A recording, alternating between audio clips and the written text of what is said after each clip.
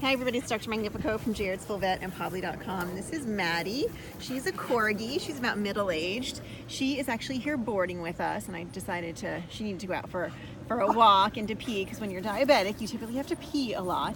She is a really fiery, feisty little girl. She's been diabetic for quite a while, and she's doing really well. The most important part, or the key part of Maddie's story that I want to share with you guys today, is that Maddie came to me because she was seeing a veterinarian not too far away from my practice, who refused to talk to her owners about options for insulin.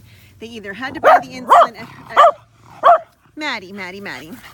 They either had to buy the insulin at her practice, or she would not give them access to insulin, which in my opinion is very unethical, completely unprofessional, endangering the health of your patient, and probably not even legal.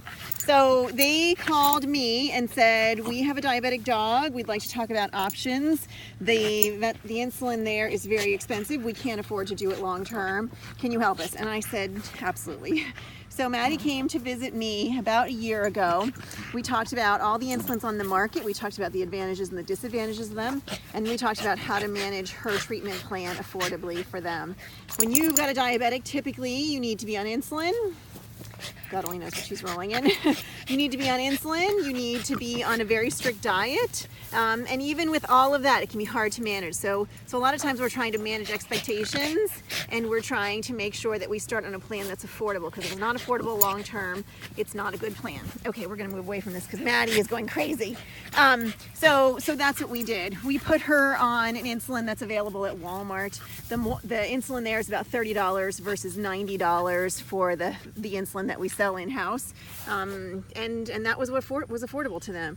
We also talked about diet and exercise plan, and she has done amazing for a year. She's really done amazing for a year because we all came together with a plan that was manageable, and we gave options, and then we worked together to make sure that it's feasible long term. There's now an act in front of Congress to require veterinarians to write prescriptions for all of the medications that we dispense. And of course the Veterinary Medical Association is fighting it with a whole bunch of reasons that I find appalling. It's controlling resources. The veterinary industry wants to control resources so that you have to buy. You don't have to buy, but you are much more likely to buy it through us than you are to buy it cheaper online. If you are seeing a veterinarian and you can't afford the medications that are required to keep your pet healthy, talk to them about what other options are. If they tell you that you cannot get it elsewhere, ask them why. If they tell you that they will not write you a prescription, ask them why. And then call around to other veterinary clinics, or you can find me on Pobly.com and ask for help.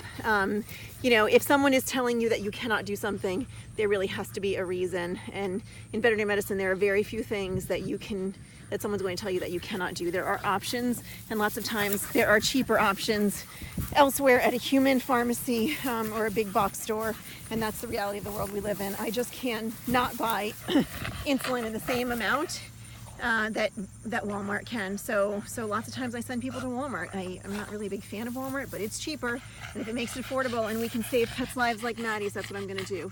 If you have any questions, find me at Vet or Pobly.com. Take care. Okay, Maddie, let's go inside.